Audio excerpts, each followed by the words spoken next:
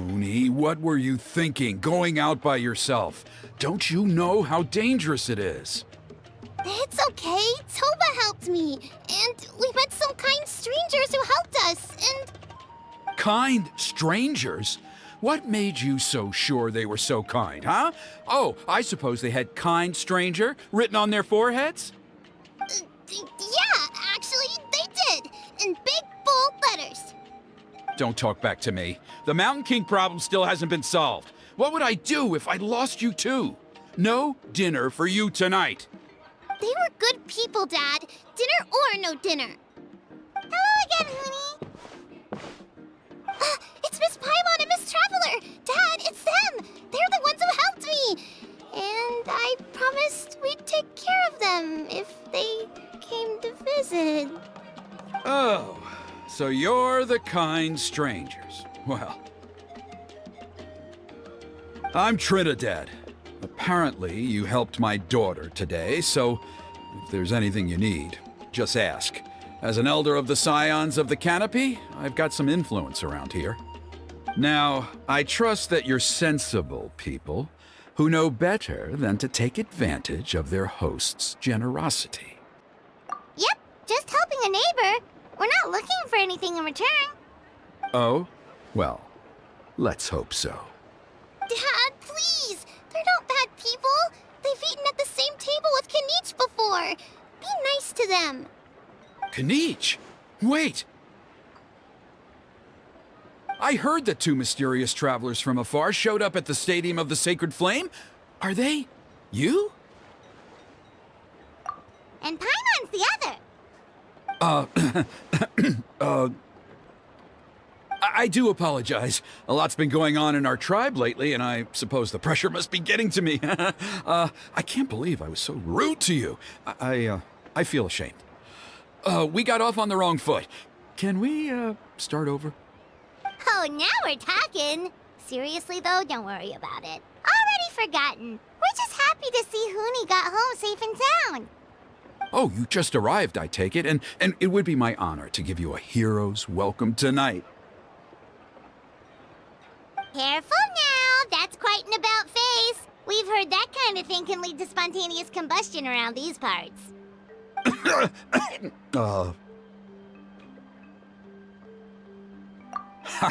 My dear traveler, you are very perceptive indeed. Go inside now, Huni. Dad's got some important business to discuss. Okay, look after Miss Traveler and Miss Paimon. They're very special guests. Well, we'll hear you out, but we can't make any promises that we'll be able to help. Well, this is a matter of utmost importance. Please, allow me to explain. For many years, our tribe has celebrated the Turnfire Night. It is a traditional ceremony among the Scions of the Canopy in which we remember our ancestor, Burkina, and his companion, Kangamato, the Mountain King. Burkina was a hero who bore the ancient name Malipo, and Kangamato was a powerful Yupanqui warrior. Together, they fought against the Abyss. They were victorious, but it came at a great cost. Burkina paid with his life. The Mountain King survived, but was contaminated by the Abyss, and he remains in hibernation to this day. Normally, Yupanqui never live longer than a century. It is possible that the abyssal power is responsible for his unnaturally long lifespan. Oh, that's right. The Mountain King is a living symbol of our glory, but even this glory comes at a price. The abyssal power inside him is highly sensitive, and when it is disturbed, he awakens and flies into a blind rage, attacking anything that moves. So, besides the ceremony, another important part of Turnfire Night each year is cleansing the abyssal power inside the Mountain King so that he will remain sound asleep. However, Abyss-related incidents have been on the rise in that land lately, as I'm sure you're both aware. As a result, it has become increasingly difficult to keep the Mountain King in hibernation. Only 5 months have passed since the last Turnfire night, and he's already showing signs of instability. Has he woken up again? He has. We managed to contain the situation by performing a makeshift ceremony right away, but it was a close call. He could reawaken at any moment. Also, he attacked and wounded my companion, Nana, during the ceremony. She became contaminated by the Abyss as a result, and... We heard.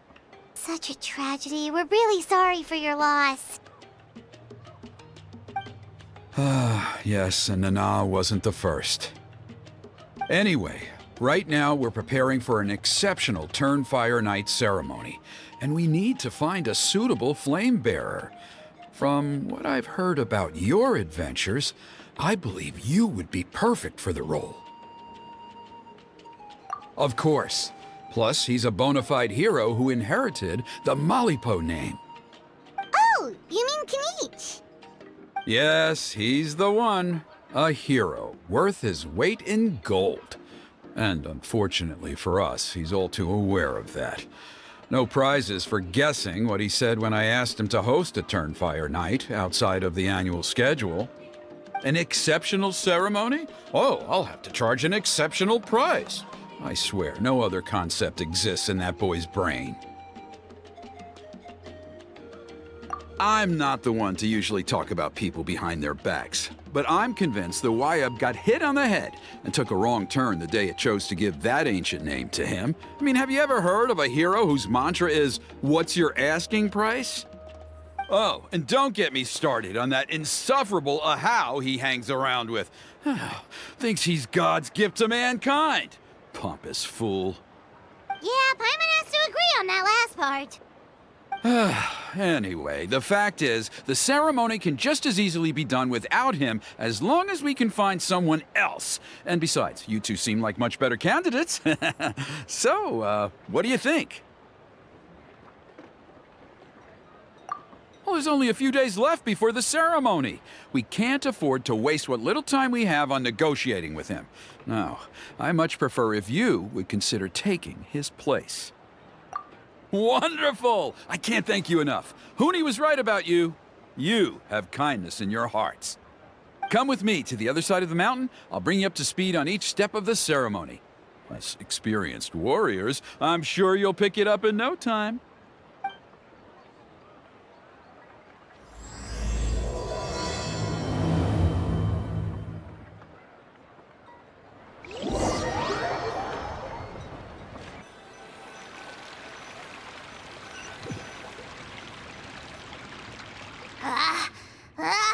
Achoo!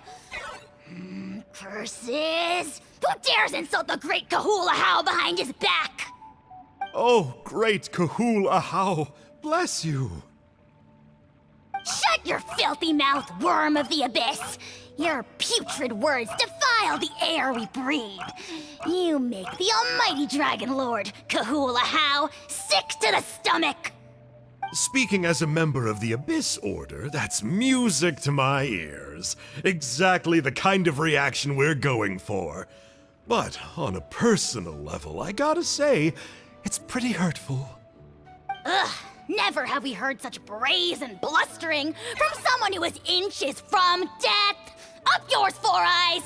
We spit in your face! Pfft. Okay, well, that I am at a loss to explain. How do I manage to stay so chirpy and cheerful?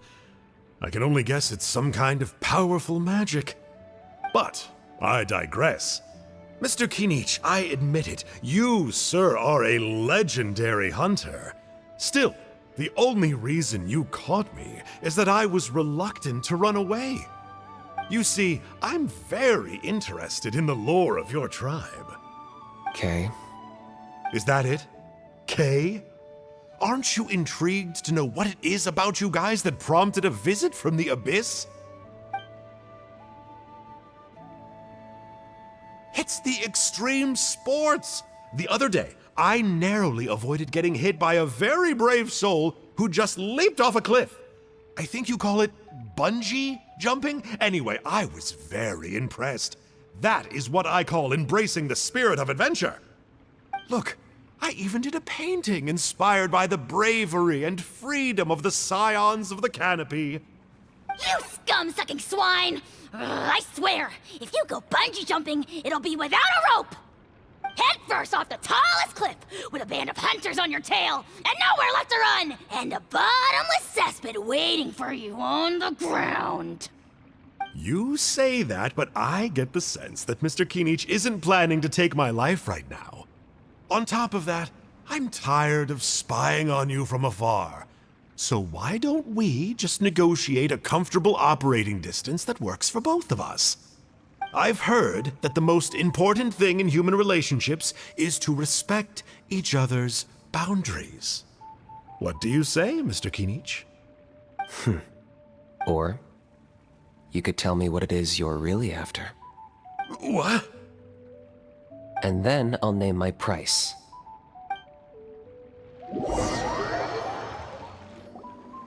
The Abyss contamination is back. No surprises there. No doubt that explains the Mountain King's recent activity. See those torches over there? Those are the Sacred Flame offshoots that we requested from the Stadium of the Sacred Flame. They contain the power of the Pyro Archon. Are you saying that the Sacred Flame and the Turnfire are the same thing? Well, for ceremonial purposes, at least. Sending someone to the Night Kingdom to retrieve the legendary Turnfire isn't exactly an option. More to the point, though, the Sacred Flame is able to burn away abyssal filth, so that's why we use it in the ceremony. Gotcha! So basically, we just need to clean up the filth with the Sacred Flame. Well, that's one part of it, yes, but the complete ceremony is a bit more complicated than that. First, the flame bearer must collect a kindling of the sacred flame from the starting point, then use a grappling hook to fly up into the sky and light each of the sacred flame pillars. Then, they must go down into the canyon, all the way into the cave where the Mountain King slumbers, lighting braziers and the final altar along the way. The most skilled flame bearers can accomplish all of this without touching the ground once. As much as I hate to admit it, Kinich is capable of this. Wow! He can do all that flying without ever falling to the ground? Well, of course Paimon can. It'd be much harder for you guys. Well, don't worry. It's not a requirement of the ceremony. You're allowed to touch the ground. The only thing you're not allowed to do is turn back. The flame bearer must always keep moving forward. You can't skip a pillar, then come back to it after lighting the next one. To do so would be to disrespect our ancestors. So, what actually happens if you do turn back? Surely the fires don't just go out. If you're not careful, you might get burned. What about today then? Does the same rule apply? Oh no, don't worry. Today is just a practice. The order doesn't matter. You just need to take the sacred flame, cleanse the filth, then go light all the braziers. Are you ready? I'll repeat all the key points again. Gather the kindling, cleanse the filth, and light all the braziers. I'll wait for you at the end.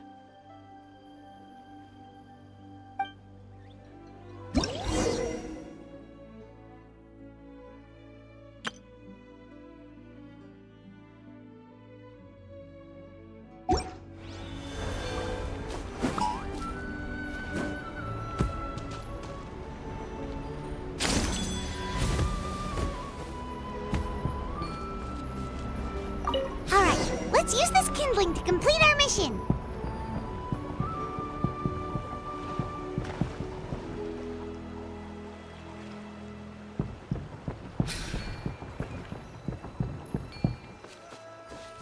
There's abyssal filth over there. Let's burn it away with the sacred flame.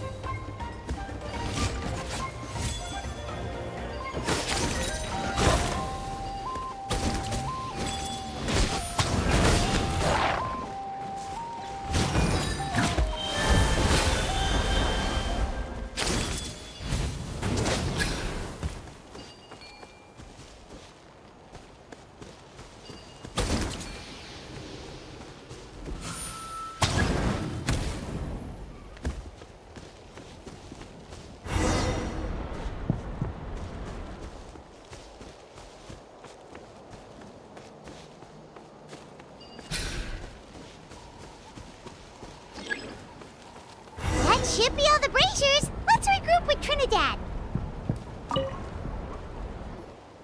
I knew I was right about you. You have outperformed all of the other previous candidates. If there was an ancient name for outstanding flame bearers, I'm sure the Wyab would consider you for the honor. Yeah, although it would probably take Paimon quite a bit longer. All right, now there's still a few days left until the ceremony, and I should probably get back so I can inform the chief and the other elders that I have found the flame bearer we need. Oh, you mean they've still got to sign off on it? Some of them are still hoping we can come to an agreement with Kanich, but that's only because they haven't seen you in action. Still, I'm the one responsible for securing a flame bearer, and my recommendation is you. Just for Paimon's own peace of mind, are you sure it's not going to be a problem having Outlanders take on such an important role in your ceremony? See that place over there? There was a time, long before the age of Burkina and the Mountain King, when we, Scions of the Canopy, called that our home. After a period of upheaval, our ancestors were forced to move away. Now, it has become a place where our youths go to develop courage and kindle a spirit of adventure. If we fail to keep the threat posed by the Mountain King at bay, it might not be long before we have to move again and find a new home. So, to answer your question, I think everyone will agree that you are the right choice. Fair enough. Desperate times call for desperate measures. I'll need you to drop by my place at some point before the ceremony, if that's all right. There are still a few final details that we need to discuss. Okay, see you later then. You have my gratitude. We've helped out with a lot of other local festivals before, but this one feels a little different. Anyway, let's take a break before heading back to Trinidad's place.